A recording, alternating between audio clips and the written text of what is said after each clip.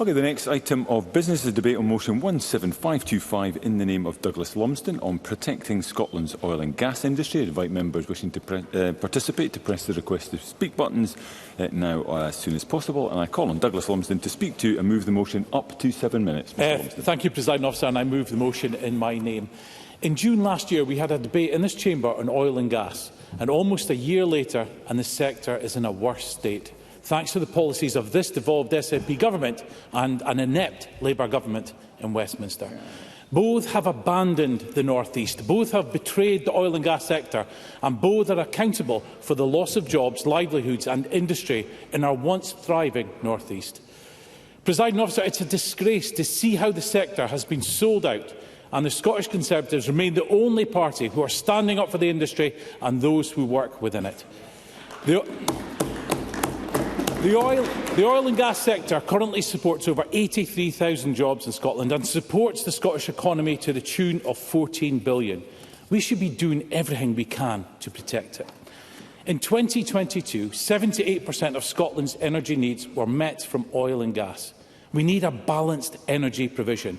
We cannot rely only on oil and gas or renewables or nuclear. We need a proper energy mix. Presiding Officer, the Scottish Conservatives want to protect the oil and gas sector, and the vast majority of Scots agree with us. In a recent poll, 84% supported the continuation of oil and gas exploration and drilling. The public understand that in order to continue to provide the energy we need while increasing our renewable sector is a process that we have to go through in a reasonable, timely and well thought out way, working with the industry and not against them. Ensuring that the oil and gas sector is at the centre of our discussions on how we meet our energy needs, move to net zero and ensure that jobs are retained in the North East. Presiding Officer, last week we heard the devastating news that Harbour Energy were shedding another 250 jobs. That's now 2,500 jobs lost in the North Sea in the last year. 2,500 livelihoods lost, and the reaction from the SNP government has been pitiful.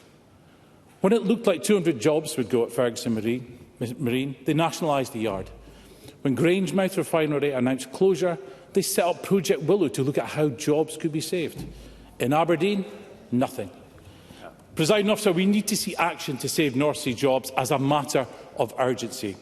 So today I call on the Scottish Government to grab the bull by the horns and convene an emergency summit with both UK and Scottish governments, local MPs and MSPs, local authorities, trade organisations, trade unions, third sector organisations, Chamber of Commerce, development boards and even GB Energy. Because this is an emergency for the North East. It can be no further dither and delay. Something needs to be done. Because confidence is being lost among those working in the sector and businesses are failing as a result. And this is not getting better.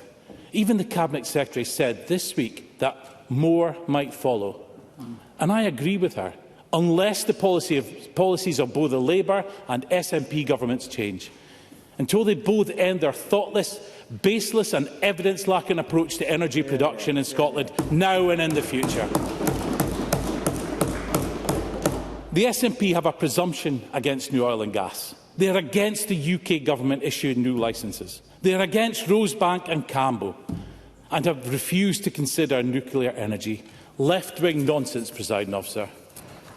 But what of all the jobs that has been promised? What of the renewables and green energy jobs? Where are they? Perhaps the Cabinet Secretary would like to tell us now how many new jobs have been brought to the North East in the last year. Because we know the number, how many have been lost.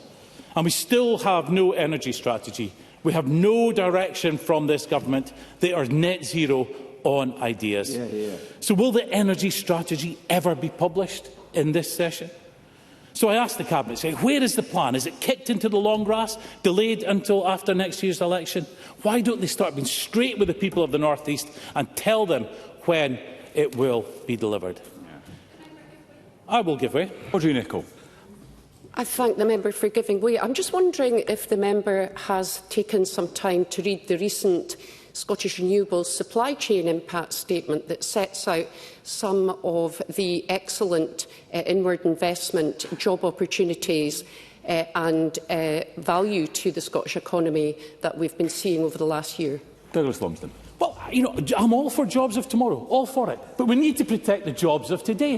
We've seen 2,500 jobs being lost in the last year, and that's down to bold policies from both these governments. Because we have Labour's windfall tax that will cost the North East 10,000 jobs, as the front page of the P&J made clear last week. Presiding Officer, this is an emergency for the North East. Imagine for a minute a Grangemouth closing every week from now until 2030. Can anyone in this chamber truly appreciate what impact that will have? And this isn't in one town in Aberdeenshire like Grangemouth. It's going to be happening to every town and village in Aberdeenshire.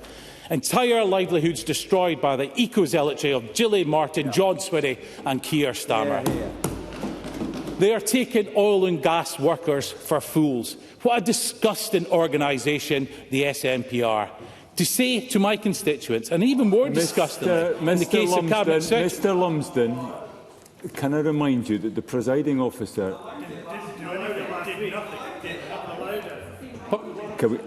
Point of order, Douglas Lumsden. I'd just like to remind you, Presiding Officer, that on the 8th of May 2025, the First Minister used the words, "It is a disgusting organisation," in reference to ourselves.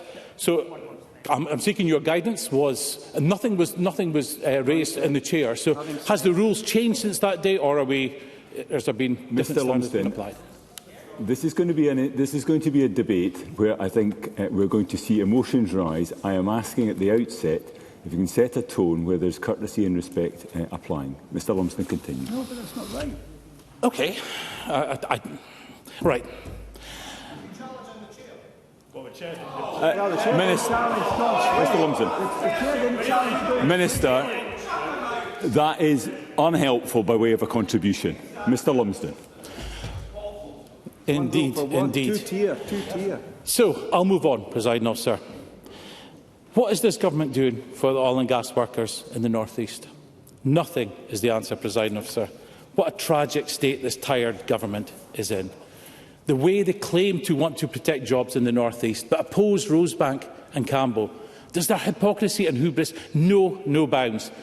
Presiding Officer, enough is enough. Only the Scottish Conservatives are standing up for our oil and gas sector, our residents in the North East, the jobs they maintain, the families they support, the communities that they live in. Only the Scottish Conservatives are offering common-sense proposals for an affordable transition, with oil and gas playing a pivotal role in our transition. Thank you, Presiding Officer. Thank you. Now call on Gillian Martin to speak to and move Amendment 17525.3. Up to 5 minutes, Cabinet Secretary. Thank you, Presiding Officer, and I move our amendment. The energy transition is at the heart of Scotland's economic growth potential, as well as our response to global climate change, and it is also vital to our energy security. And our oil and gas workforce really do give us an advantage over other countries in that energy transition. And even if it weren't an existential imperative to decrease our reliance on the burning of fossil fuels in our daily lives, the maturity of the North Sea Basin is a fact that must propel our sector to pivot to secure future energy opportunities here for decades and right into future generations. It is not oil and gas over here and renewables over there. It's a whole energy sector, with oil and gas companies also holding licence options in Scotland, as you all know. Harbour Energy, of course, said their decision to cut jobs is largely down to the UK Government's Energy Profits Levy, or EPL. The Deputy First Minister met with them last week. The Cabinet Secretary for Finance met industry stakeholders today to discuss the impacts of the EPL. And that's the EPL introduced as a supposed temporary measure by the former Conservative UK Government. Further, I'd like to make some progress, Presiding Officer.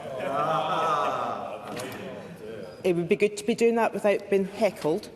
The EPL, introduced as a supposed temporary measure by the former Conservative UK Government, further extended by them and now by the Labour Government. And given the adverse effects of EPL on jobs and investment, the UK Government should be considering the earliest possible end date to avoid more decisions like Harbour's.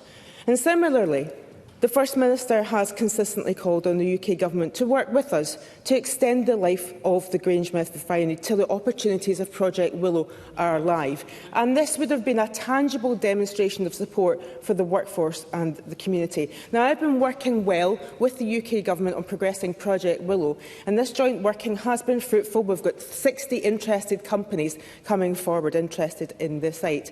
But my UK partners also know of my disappointment and dismay after many months of cautiously accepting that the UK Government would not step in to save Grangemouth refinery. The UK Government intervened very swiftly to save Scunthorpe. And don't get me wrong, it was right for them to do so for Scunthorpe and that community. But why a different approach to Scotland's only refinery? And then came the news that carbon capture projects in the north of England would get £21.7 billion worth of funding. Now, that is good news for the sector. We need all the CCUS capacity we can get. But what about Acorn and the Scottish cluster? Abandoned by the Tories when in power, and now in danger. Well, is Acorn up and running because of the Conservative government? The answer is no. Abandoned by the Tories when in power. I will. Liam Kerr. Very grateful. The last Conservative government actually put just over £40 million towards Acorn. How much has the Scottish Government put towards it? Cabinet Secretary.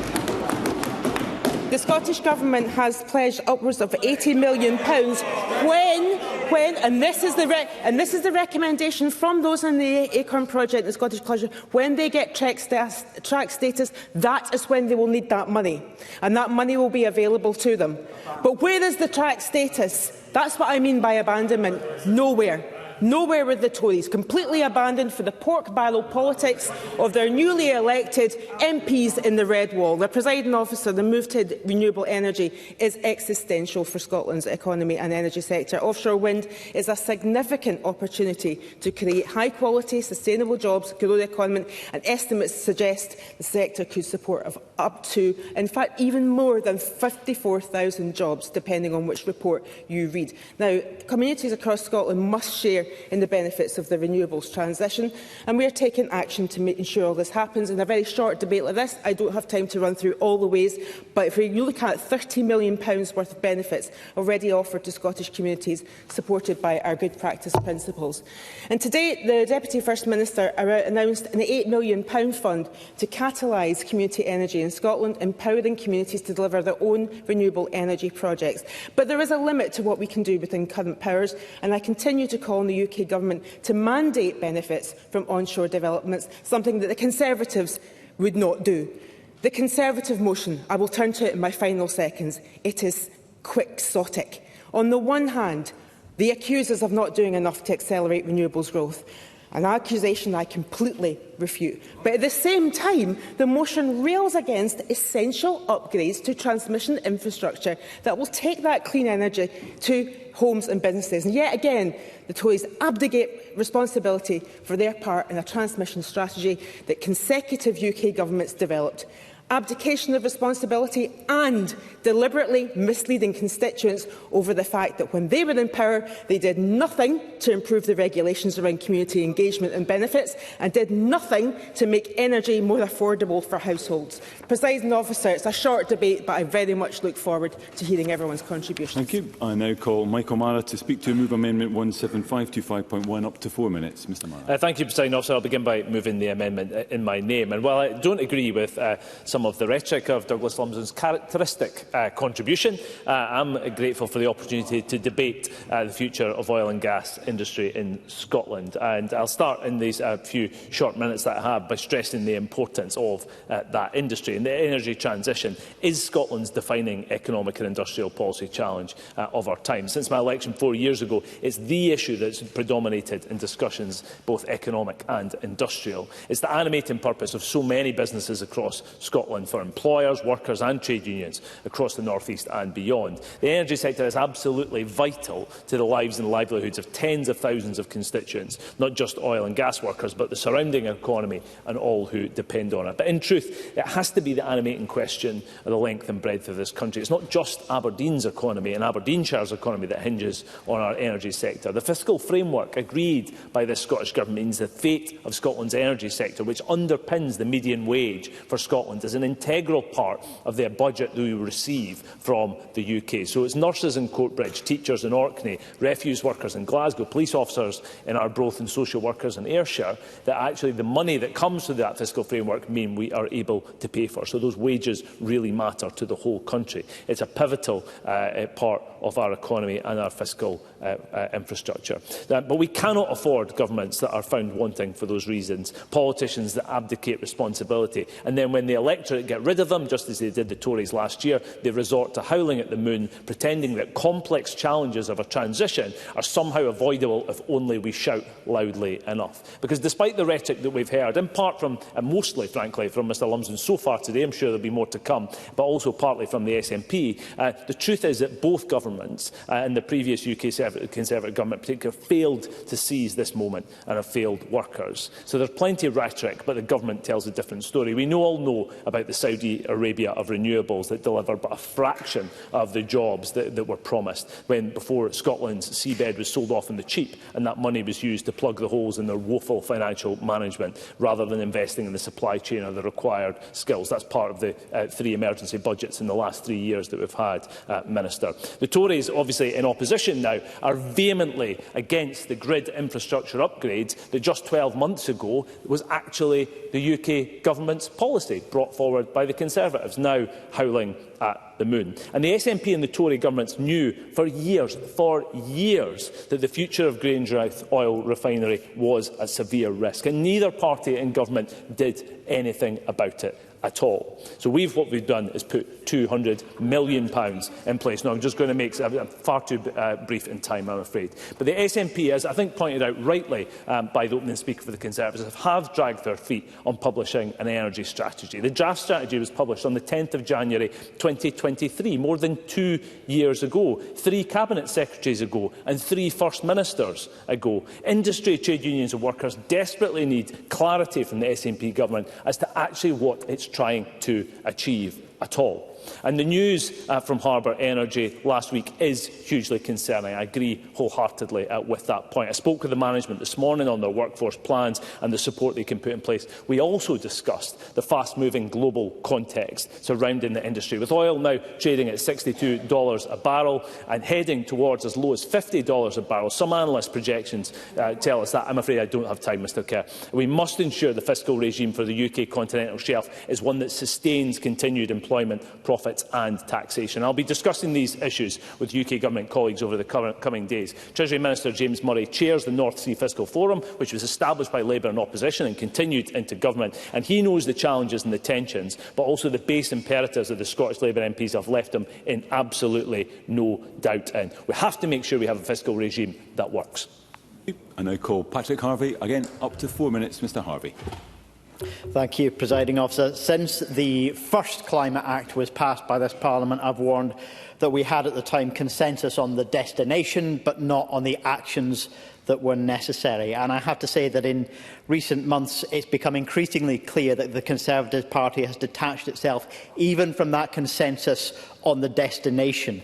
The setting of the 2045 target was a little over 5 years ago, and the final Tory speaker in that debate, when Parliament agreed that target, said the Committee on Climate Change outlined how Scotland can go faster and further in achieving net zero emissions. I support the principle that we need to go further and faster for the good of both the economy and the global environment.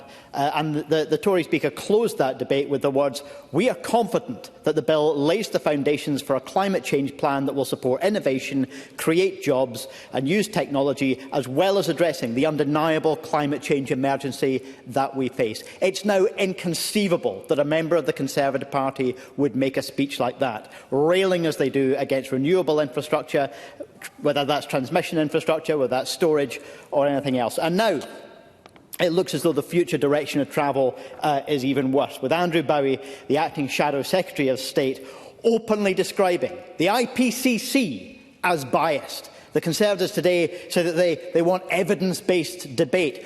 Mr Bowie had no evidence for that, and in fact when he said there's quite a few scientists that say we don't need to get to net zero by 2050, he was of course unable to name any. He said that there's no scientific rationale for choosing 2050 as the point to which we should reach net zero. That is utterly at odds with the evidence that the scientific community have provided from around the world. What do we need then in order to reach net zero and to do it through a just transition? Well, first of all, we need political leadership. That means not just backing targets, but not blocking the actions that are necessary. There have been far too many politicians who voted for targets and then blocked the actions that are necessary, whether that's on transport, on heat, on land use or anything else. We do need urgency from the Scottish Government. The ESJTP, the Energy Strategy and Just Transition Plan, has been delayed for far too long, and it must include that strong presumption against new fossil fuel extraction, and the urgency that must come through the new climate plan as well. We've seen far too long when the 2030 target was slipping out of reach as a result of inaction over the first 15 years of this journey. If that track record of the last 15 years is repeated for the final 20 years of this transition, we will fail. But we need not fail if we have the urgency that's needed now. And finally, and I think most crucially, what we need is accountability of the fossil fuel industry itself, which has made vast profits, including from the North Sea, over many, many years. It spent decades covering up what it knew about the climate change it was causing.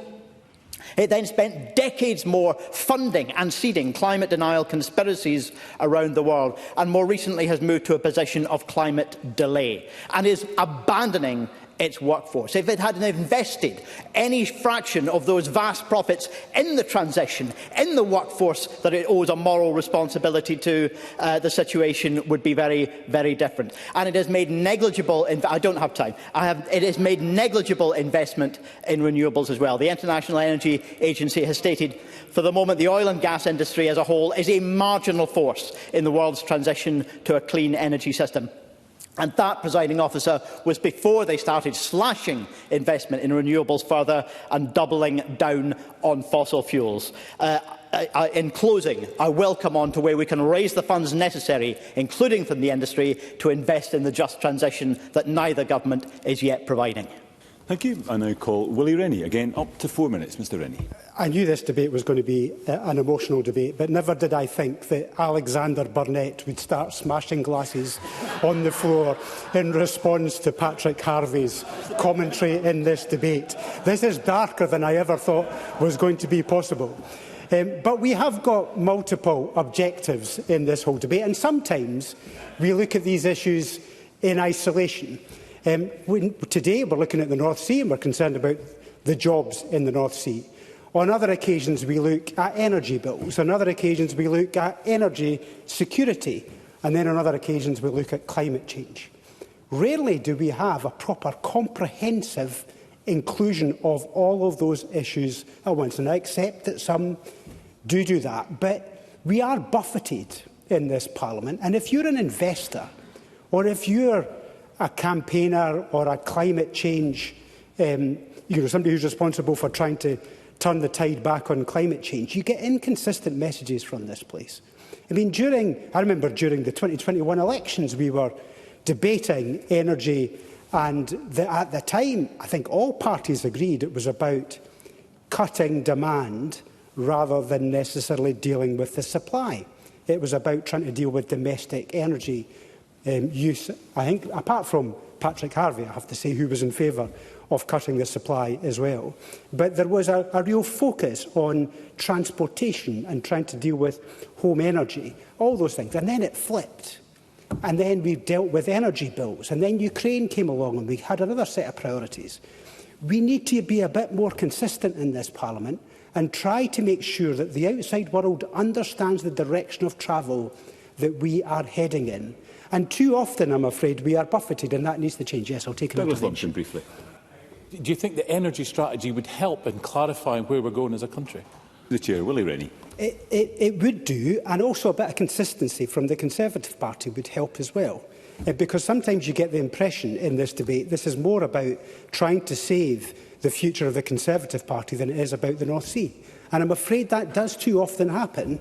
We need to have an understanding that we're trying to get a comprehensive strategy that works. So I would like, for instance, Home Energy Scotland to improve their Act and get the grants out the door much more quickly for those installers who are desperate to put heat pumps in place. I would love to have a future agricultural support mechanism that's in place to help farmers reduce their climate change emissions on farms. But it took years to get into place. I'm afraid it was one of the rare occasions that Mike Rumbles was right.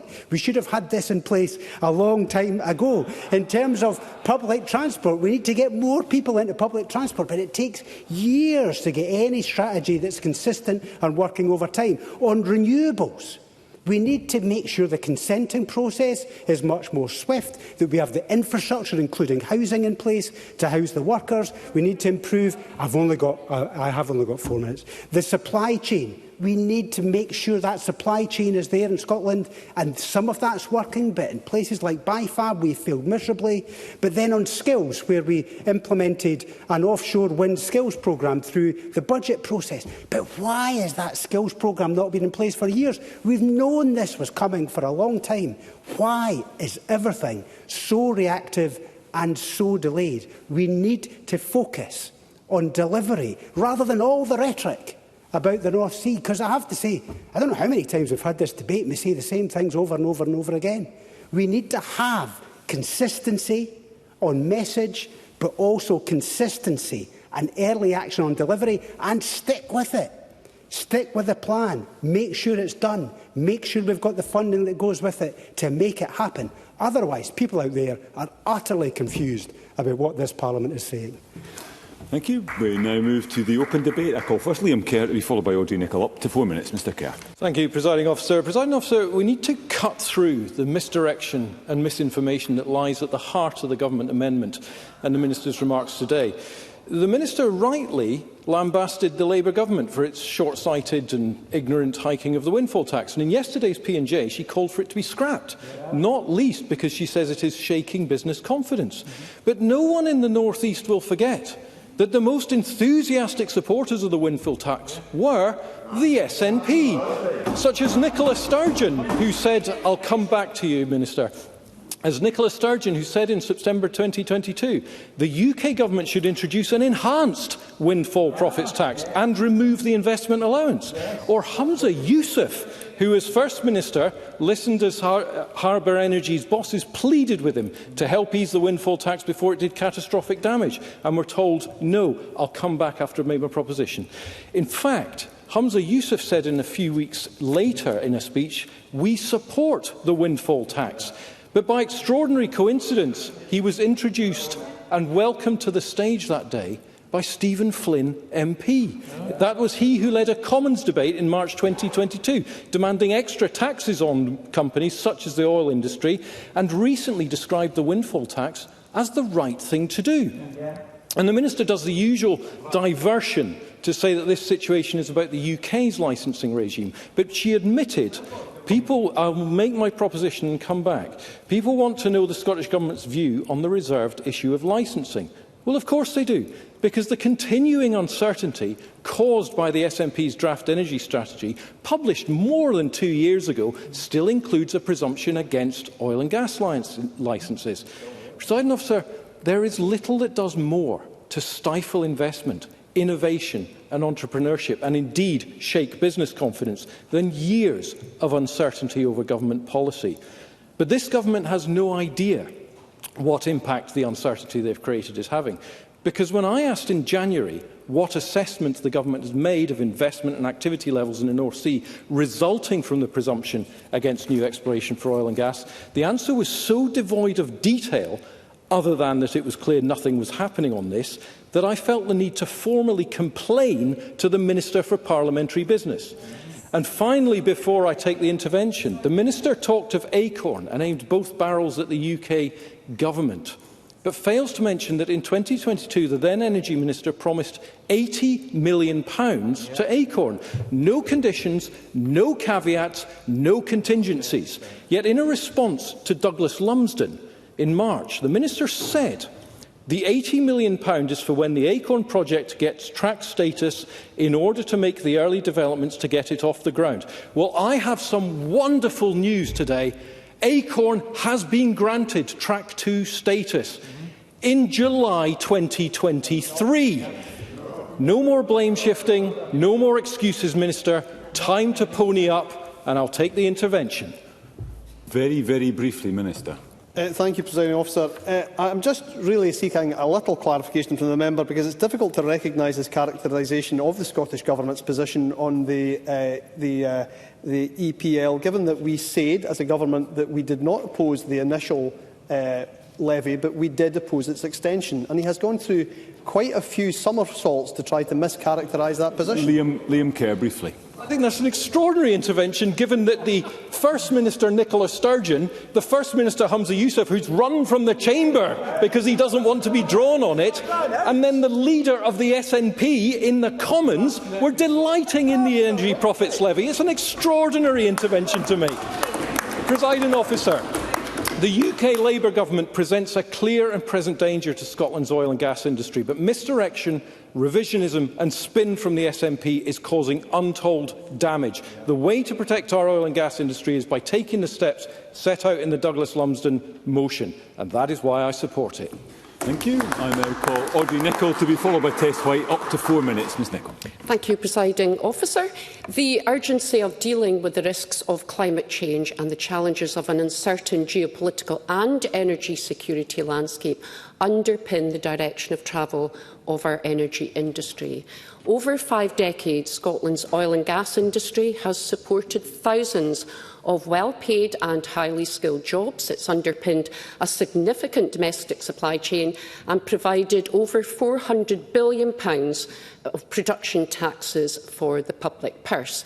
The North Sea is now a mature basin, as we know, and the transition away from fossil fuels to a different commercially viable energy mix through the redeployment of that expertise and skills that is already in the energy sector is of vital importance to Scotland's economy and that of the UK. Now, in my constituency of Aberdeen South and North Kincardine, I've already seen many brilliant examples of that transition, where oil and gas businesses are now actively seeking and embarking on new opportunities in offshore wind, hydrogen transportation and accelerator programmes that will support start-ups and scale-ups. However, as we know, sentiment in the sector has been taking a knock. The increase and extension of the UK Government's energy profits levy by the previous Tory and now Labour UK governments has damaged North Sea investment, with Aberdeen and Grampian Chamber of Commerce highlighting 10,000 North Sea jobs have been lost since the EPL was introduced in 2022. Last week, as we've heard, Harbour Energy, the UK's largest oil and gas producer, confirmed it would cut 250 jobs in Aberdeen. And Scott Barr, Harbour Energy's UK Managing Director, said the review is unfortunately necessary to align staffing levels with lower levels of investment, due mainly to the Government's ongoing punitive fiscal position and a challenging regulatory environment. And of course, the Acorn carbon capture and storage project has been the focus of continuous pleas from business leaders, parliamentarians and stakeholders urging the UK Government to provide investment certainty in the upcoming comprehensive spending review.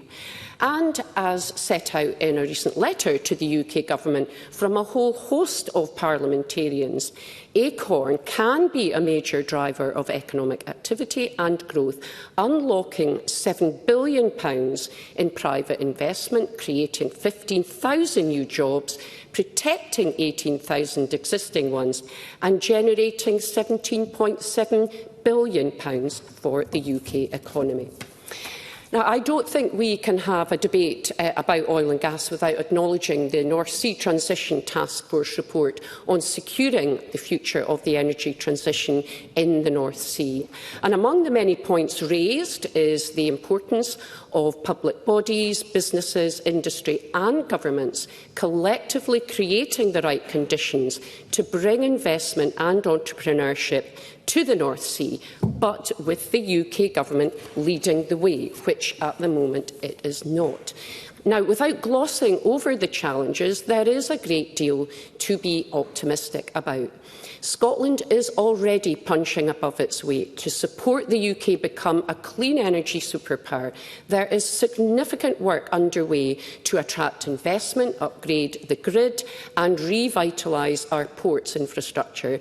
And despite net zero and benefits of clean technologies coming under attack, particularly by the Tories, I commend the work across developers, supply chain, government and communities that are making a really strong case for renewables. And in my conversations with stakeholders in the renewable space, it's absolutely clear to me that a stable policy environment, unity across government and stakeholders, and leadership from the UK Government, not damaging decisions that we're currently seeing, will ensure a viable energy sector for Scotland for the future. Thank you very much. I now call Tess White to be followed by Paul Sweeney. Up to 4 minutes. Ms White. Presiding Officer, I'm speaking today on behalf of my constituents who rely on the energy sector for their livelihoods. Job losses at Harbour Energy are just the tip of the iceberg.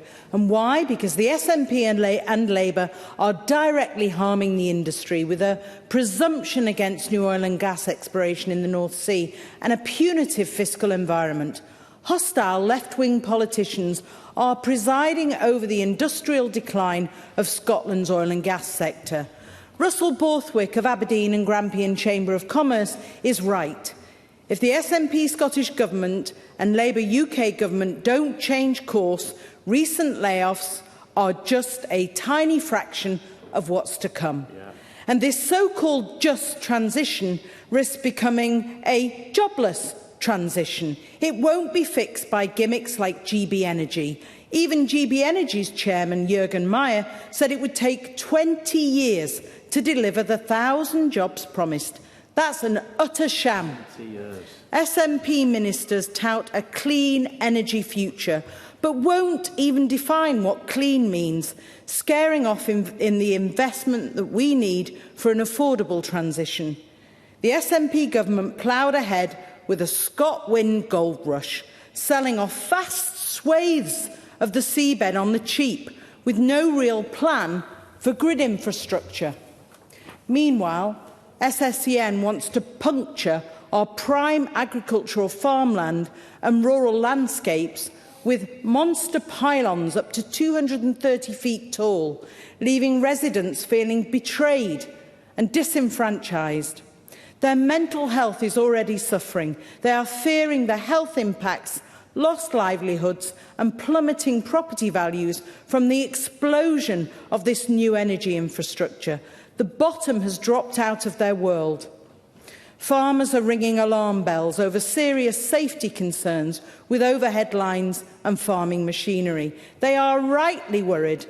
I've only got 4 minutes, sorry. They are rightly worried about the loss of agricultural productivity and the impact on their businesses, the health and safety of their animals, the crop yield and overall food security. Presiding Officer, it's environmental vandalism, and this is just the start. This cannot be the vision of a so-called just transition. And to rub salt in the wound, the SNP and Labour have been pushing to muzzle the voices of communities by removing the right to a public inquiry. Countries like the Netherlands and Germany are undergrounding cables to great effect. Denmark is developing energy islands to act as an offshore energy base. We undergrounded the pipes in the 1970s. Why can't we do it again? Presiding Officer, Scottish Conservative common sense plans balance the needs of today and the needs of tomorrow. We recognise that we will need to use our own oil and gas for years to come We know that Scotland's oil and gas workers and renewable ambitions can go hand in hand, and that means scrapping the ban on new oil and gas production and embracing innovation to cut emissions whilst preserving jobs. And it also means listening to communities and pursuing alternatives to monster pylons and huge substations. I urge my SNP and Labour colleagues to see sense before it's too late. Thank you. Thank you. I now call Paul Sweeney to be followed by Ben McPherson, up to 4 minutes. Mr Sweeney. Thank you, Deputy Presiding Officer, and it's a pleasure to contribute to this afternoon's debate. The main area I wish to raise with colleagues across Parliament is the future of one of Scotland's most iconic and largest companies, Wood Group, which I'm surprised hasn't been the subject of more discussion and debate in the country to date. Headquartered in Aberdeen is one of Scotland's largest companies, and indeed the largest legacy we have achieved as a nation from the North Sea oil boom of the 1970s. It has now grown to become one of the most diversified global engineering contractors in the world, across 60 countries, employing 35,000 people, with a global headquarters in Aberdeen employing 4,500 people. And unfortunately, although very successful in recent years, in 2017 the Wood Group acquired an American rival, Amec Foster Wheeler, for £2.2 billion. And unfortunately that company's heavy liabilities left Wood Group with significant debts and liabilities. It was viewed initially as a good acquisition for the company due to its experience with oil and gas, as well as environmental and infrastructure projects. But because it had many contracts at fixed prices, as inflation rose, profit margins were wiped out. So the Wood Group has suffered significantly as a result. The reduced revenue and liabilities from these old contracts has led to significant weaknesses in the company, seeing its market value plummet, and £1.4 billion of debt facilities will expire next year, meaning the company's share price has crashed. It's fallen out of the FTSE 250. But this has opened up an opportunity for an opportunistic and, my belief, an asset-stripping takeover opportunity from Sidara, a smaller engineering consultancy based in Dubai, which came in last year with an offer of £1.5 billion for the company and has now returned, marking it down 85%, and is seeking to just offer £242 million for the larger Wood Group.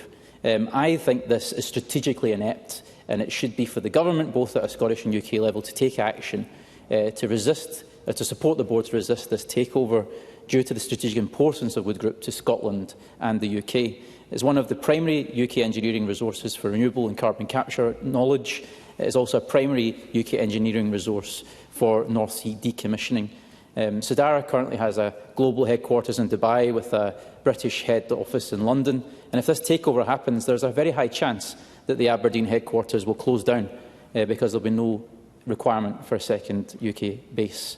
And shared global functions like finance, human resources and IT will be transferred to Dubai. We've seen this happen all too often in Scotland, the so-called branch plant economy. If the Scottish Government is serious about a just transition, they need to look at options to step in and save Wood Group. There is a practical way to do this. The Wood Group currently owns around $1.1 billion to lenders and around $800 million in net cash in bank accounts. And the current crisis at Wood Group stems from the needing to refinance that borrowing by Q4 of 2026. So the Government stepping in and offering reassurance to the core lenders of the company would allow the pressure to be relieved on Wood Group, and it would allow them to be better placed to resist this takeover. And indeed, there's plenty of options for the Government to even seek an equity share in the company as a result of that, even a non-exec director position, and allow this company to maintain its strategic headquarters and independence as a Scottish company.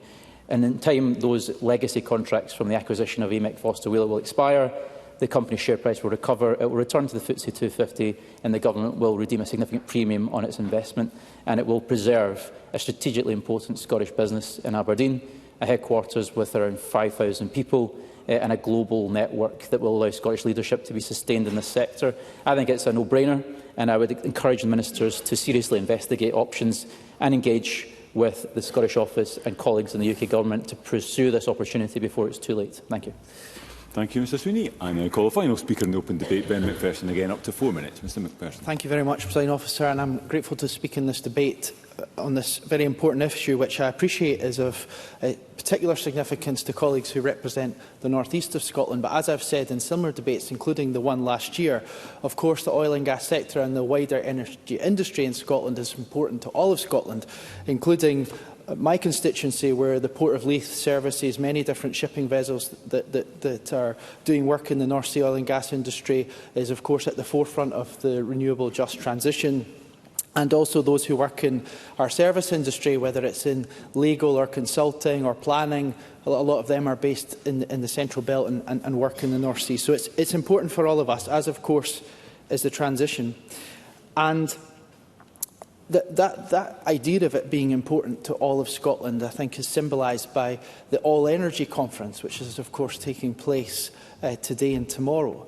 And I remember going to the All Energy Conference when it was in Aberdeen, and it was a great experience when I worked in the private sector in different roles. And it's a really important event that brings people from all across Europe to our country to continue to develop our energy sector, including in the oil and gas sector, and that just transition. The fact that it's moved to Glasgow, I think, is symbolic of the fact that this is now a wider issue than just the North East, as I said. But I also hope that they're too busy in Glasgow to be watching this debate, because I think the way that we've gone about this discussion on this very serious issue that covers about 12% of our GDP, around £25 billion worth of our GVA, according to the latest figures, we can do more than have a kind of party political knockabout, I think, when it comes to this issue. Yeah, please. Douglas Lumsden, briefly. Take the politics out of it. Would he support my call for an emergency summit where governments, trade unions can all get together to look at what's happening in Aberdeen, or sorry, the oil and gas industry, and try and do something? Ben McPherson. Well, I think the need for a response, particularly when there are job losses, to see what can be done is absolutely something to be considered. I think it would be appropriate for the government to respond to that point that's been made. I think, can you use your own time, Minister? I've got a few more things to say. Thank you. Just to say on that was a very constructive proposition and intervention from the member, and I wish he'd been as constructive in his opening remarks and also in the way he spoke yesterday, because, first of all, I welcome the fact that in the motion there are reserved issues and there is a calling for a Scottish Government strategy. And that goes quite against some points that have been made from this side of the chamber in previous debates. So I look forward to them welcoming discussion on reserved issues where appropriate in this Parliament, and welcoming Scottish Government strategy documents when they're necessary and going to make a difference. There was remarks made that only one party is standing up for the Scottish oil and gas sector or the North East of Scotland. That's simply not true, evidenced in the other contributions today. That doesn't help us. And this kind of sense from the Conservative Party that they've not had involvement in this issue. I mean, I know they've not been in power in Scotland since 1955, but they were in power across the UK for many years until last year. So come on, take responsibility for your role in it as well. There's a lot more that could be said in terms of this important issue. The reality is we face a declining basin in the North Sea. The challenge for all of us is how do we support those who are transitioning into new roles? Where are the areas of growth for these skills to be utilised to great effect, like, for example, in the Port of Leith? I held a roundtable on skills here just the other day. There are good opportunities.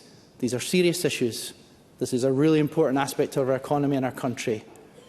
Let's be constructive and solution-focused in how we move forward to support those people and the benefit of our country for all of us.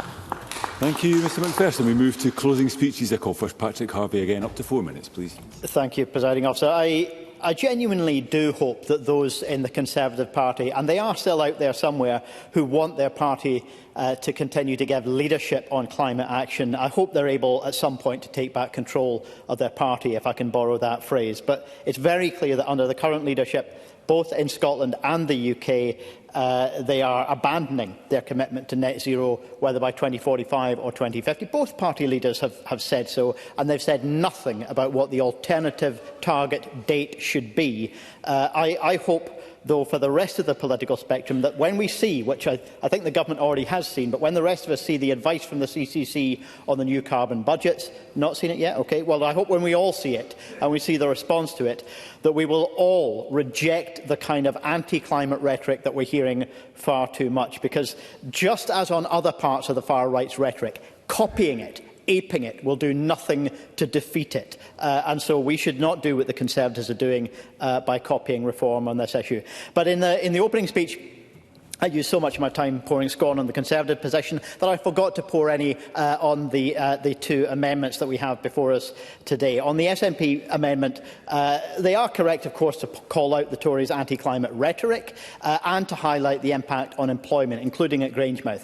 But they fail to acknowledge that the unjust transition that we are now seeing is the result of choices being made by an industry, by private sector interests, which have extracted vast profits over many, many years and are now abandoning its workers and not being held to account by either government. The idea that the best response now is a massive tax cut for the fossil fuel profiteers who have caused this crisis simply beggars belief. And as for the Labour amendment, this, I had to say, coming again from a political party that is still equivocating on the future of the unlawfully granted licences for Rosebank and Jackdaw. They haven't told us whether they're going to finally kill off those projects that were unlawfully granted by the previous government. But they're also continuing their obsession with nuclear. And look, even before we consider the issues of nuclear safety or waste, nuclear is wildly expensive and slow to build. It cannot and will not help with the Labour government's own goal of decarbonising electricity by 2030. It is simply too slow to do that. And more to the point, Scotland doesn't need it. More generating capacity is not our challenge. Our challenge is in grid infrastructure, in storage, in interconnection, and for consumers in the artificially high price that people are being forced to pay for renewable electricity that's cheap to produce, but expensive to consume, as well as other barriers to the uptake of electricity to displace fossil fuels from heat and transport. Finally, Presiding Officer, I want to draw members' attention to the paper produced by Oil Change International, which sets out clear measures about how the UK government could raise over £6 billion a year to fund the just transition. And it does include taking money from the fossil fuel profiteers, converting the temporary energy profits levy into a permanent, predictable, fair tax on the big oil industry, generating at least £2 billion annually, as well as closing tax loopholes that are benefiting those who don't need it, and stopping funding fossil fuels. Because fossil fuels, their advocates very often claim that it's renewables that need subsidy, but the fossil fuel industry itself is getting producer subsidies on a vast scale of well over £2 billion a year. This is money that should be redirected from the causing of the problem into the solution. And I would implore both governments, Scottish and UK, to work together on a package that will genuinely create the funds from those who profited from causing this crisis into funding the just transition. Thank you. I now call Michael Manna again. Up to 4 minutes, Mr Manna. Thank you, Presiding Officer. Can I begin by associating himself with some of the remarks that call for some mark of realism, including Ben McPherson's fine speech around the need for, and also Willie Rennie's, about the need for some kind of clarity and consistency, a real plan to govern a very challenging time. There's a very volatile external international economic environment where the oil price is fluctuating and dropping quite significantly, and that is creating significant challenges in our most vital oil and gas industry in the North East and, as I set out in my opening speech, for the whole of the country. Issues of demand and supply, problems of tariffs, industrial policy globally are creating very significant headwinds. And it's on that basis that I also agree with calls that are set out by colleagues to make sure that we get this almost mythical plan, energy strategy, to come forward from the Scottish Government, because we do need to make sure that we have a trend and understand the direction of travel from the Government, where people can invest, what they can have security in doing. If the Minister can give us a date in his closing remarks, I think that would be very welcome as to when that would happen. Because governing an energy transition in this way is an incredibly difficult thing. We all have to recognise that challenge. Governing in change on such a fundamental issue of policy is challenging, and it requires very significant investment. I don't think it's reasonable, therefore, for the Conservative Party, as it comes from some of the speeches, as the previous government, when they were in charge of just over a year ago, to set out plans for the infrastructure across the North East, to publish those plans and get right behind them, and then for this Tory party here to be having a complete volte-face and taking entirely the opposite approach. I've sat in the living rooms of people across the North East who are entirely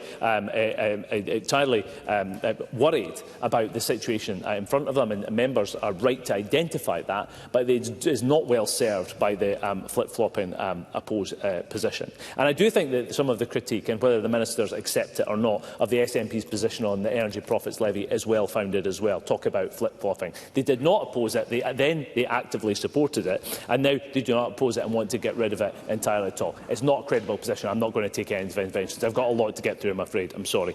And we also have to recognise that EPL does make a very significant contribution to the UK coffers. It's part of the reason we are able to actually give £5.2 billion in the largest ever uplift in the Scottish Government's budget from the UK Labour Government. But I would add the scrapping of the EPL to the £70 billion of spending demands that the SNP made ahead of the budget, and their opposition to £45 billion of revenue raisers, a fiscal adjustment of £115 billion, now with the scrapping of the EPL added on top of it. I would caution ministers to remember that Liz Truss crashed the economy on a fraction of that, And then returning to some kind of sanity, we also had Paul Sweeney, MSP, who gave us actually a very practical example about what a sound industrial policy should be pursuing. I think it would be very welcome if the Minister could either find time in his closing remarks to cover off Paul Sweeney's very eminently sensible proposal, or to write to him to cover off what engagement the Government has had with Wood Group about a very concerning set of developments. We do know that we need to have a balanced energy mix in this country. We know that oil and gas will be part of that for decades to come. It does, frankly, I think, include nuclear, because it is a long-term position we have to take, and I oppose Patrick Harvey's view on that. Renewable infrastructure is absolutely vital within it as well. But we have to look to what's happened in Spain in recent days, when the volatility and the frequency in the national grid has led to blackouts. We have to make sure that we have a solid baseload. No, thank you, sir. I'm just concluding. We have a solid, predictable baseload that can actually be used in the infrastructure. That's the principal reason that the Spain grid fell over. We have to make sure we have a sustainable energy mix that is not just reliant on one source. It includes oil and gas, it includes renewables, and it includes nuclear. Thank you, Presiding Officer. Thank you. And I call on Alistair Allen. Up to 5 minutes, Minister. Thank you, Presiding Officer. This has been a brief but spirited debate, and I acknowledge the many considered contributions. But I must begin by addressing some of the claims made in the Conservative motion. There are basic facts that should frame any evidence-based debate on North Sea oil and gas. I believe we are still living in days when evidence-based debate is possible. And I just wanted, before I kind of move on to the wider issues around the Conservative motion, just to pick up on the very important point that Ben McPherson made in his contribution, where he talked about the very real economic and human impact of harbour energy and what has happened there, and particularly whether there was anything that the two governments could do together. So I'm very happy to confirm that the First Minister has responded to a suggestion from Aberdeen and Grampian Chamber of Commerce that there be a summit involving the Prime Minister and the First Minister in very positive terms, and I hope that can progress. The North Sea Basin is now geologically mature, and production is affected by that. The challenge and the opportunity is to ensure a just transition, as many members have said today, for the companies, for the individuals in the sector, particularly in the North East, to ensure they play a continuing role in our energy future, as well as to help individuals in the here and now. And I will give way. Liam Kerr. I'm very grateful. I'm listening very carefully to the Minister. If a transition is so important to this government, why is the Energy Transition Skills Hub not receiving any government funding to support school leavers and the economically inactive to retrain in green jobs? Minister. Well, I look at many interventions from the Scottish Government, and indeed sometimes with the UK Government as well, such as the Skills Passport, such as the ongoing explanation to our school leavers about the many opportunities that exist in the renewable sector, and I would see many positive things happening on all of those fronts. The Scottish Government is committed to doing all it can within its devolved powers to support the transition which the member refers to. However, as members know, decisions on offshore oil and gas licensing, consenting, the associated fiscal regime are all matters that currently are reserved to the UK Government. So we continue, therefore, to call on the UK Government to approach its decisions for North Sea oil and gas projects on an evidence-led, case-by-case basis, with climate compatibility and energy security as key considerations. There is an inference, returning to the Conservative motion, there is an inference that we in Scotland, or perhaps globally, should not really be aiming that hard for net zero. The clear scientific evidence is that we must do that. The alternatives are fairly unthinkable for the generation that comes after us. And I would remind Parliament of its own long-standing consensus around the 2045 net zero target, confirmed as recently as the Climate Change Act last year. Patrick Harvie. I'm grateful, and the Minister is quite right, of course, that we must continue the commitment to transition. But surely what the evidence tells us is not just that we must maintain that course, but that we are years behind schedule on where we must be, and that means we have to accelerate action, not merely continue on course. Minister. Well, there is plenty we must do. I could talk today about the work that needs to be done, and I know that a subject close to the member's heart about decarbonising buildings in Scotland, one of the many things that we're looking at just now. But the member is right to say that we have to make sure we reach those targets. And as I say, there is an inference in the Conservative motion that that's not too important. So, on the points that have been made today, in fact, by Mr Harvie about energy, I think we are not going to agree across the chamber about this, but I would certainly be strongly of the view that, as Mr Harvie is, that new nuclear power would be hugely expensive, take years to become operational, and that is not even looking at the environmental issues involved. Presiding Officer, between 1990 and 2022, Scotland's economy grew by 2/3, while our carbon emissions halved. We are changing the way that we produce electricity. We are involving communities in decisions and working in partnership with other nations on shared challenges such as climate change. Willie Rennie made an interesting and important point about the importance of a holistic approach to this, and we do recognise the need to do much more, and in particular to ensure that communities feel the benefits of the transition of which we all speak.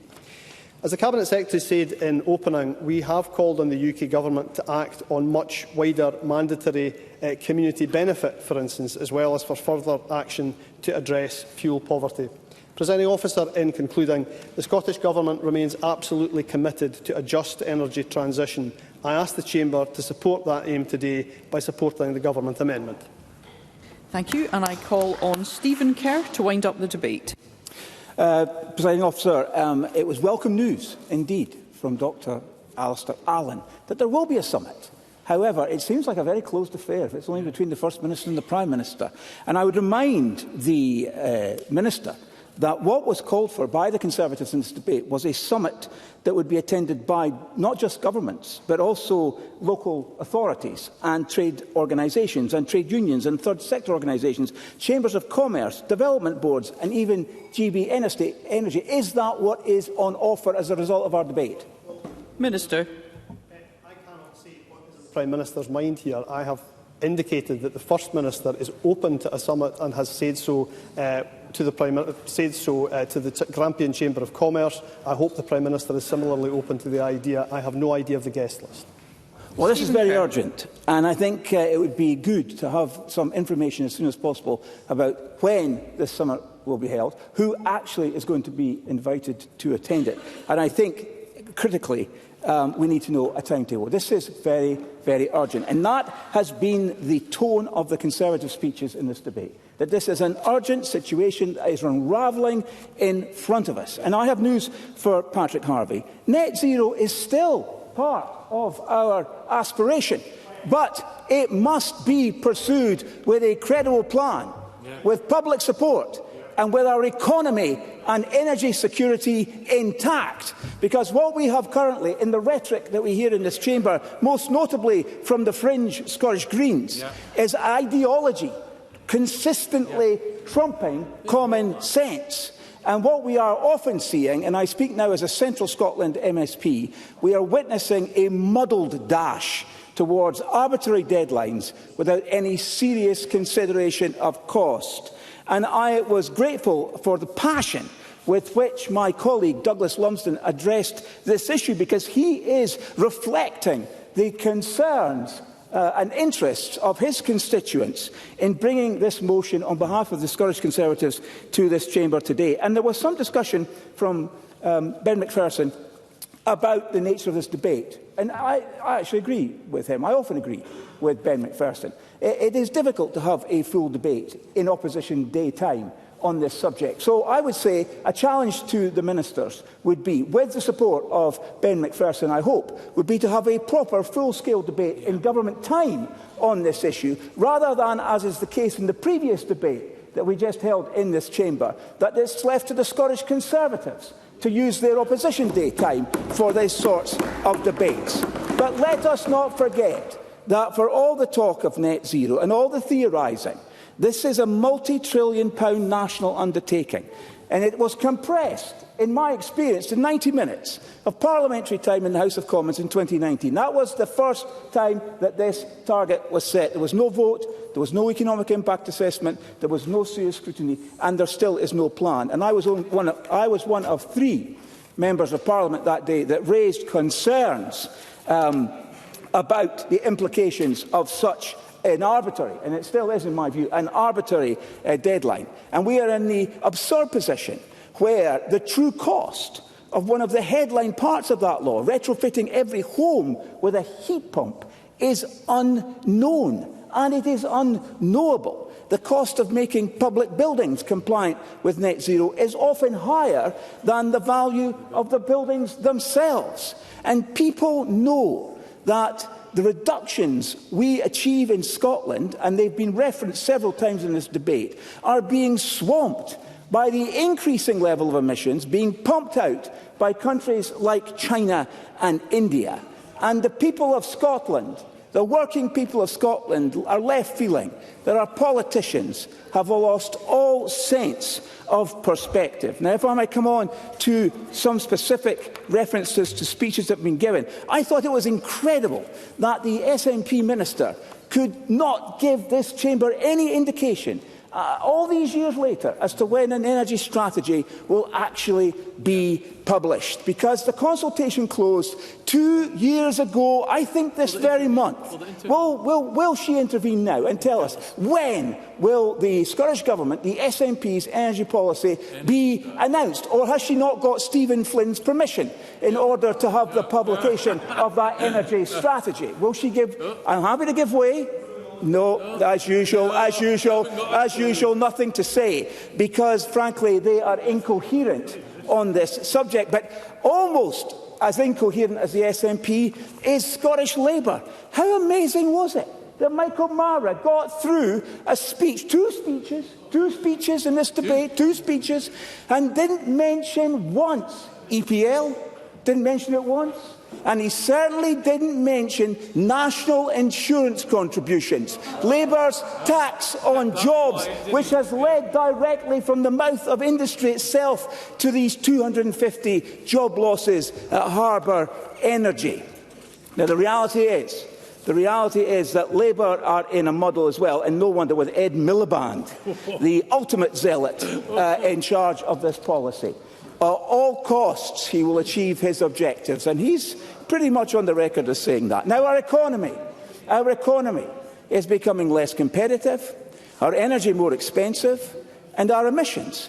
Well, the truth of the matter is, and we should be honest with each other and with the public, is that they are being offshored to countries with lower standards and higher pollution. Why are we importing fossil fuels from regimes with appalling environmental records when we have domestic resources in the North Sea developed with world-leading environmental standards? Yeah. And the reason that that is happening, and the reason why we're in this guddle, is because we have a Labour government that's peddling fantasies. And one of the biggest fantasies that they peddle is GB energy. Because even now, professionals in the energy sector have absolutely no idea what this is about. It's a slogan, it's not a plan, it's a glossy political gimmick. I can see I'm being told to wind up by the presiding officer, much to the chagrin of my colleagues, I'm sure, who are probably enjoying this speech. But net zero can only be delivered through a clear-eyed, costed, pro-growth approach. That's the change Scotland needs, and it's what the Scottish Conservatives will keep fighting for. Yeah. Thank you. That concludes the debate on protecting Scotland's oil and gas industry. It's now time to move on to the next item of business.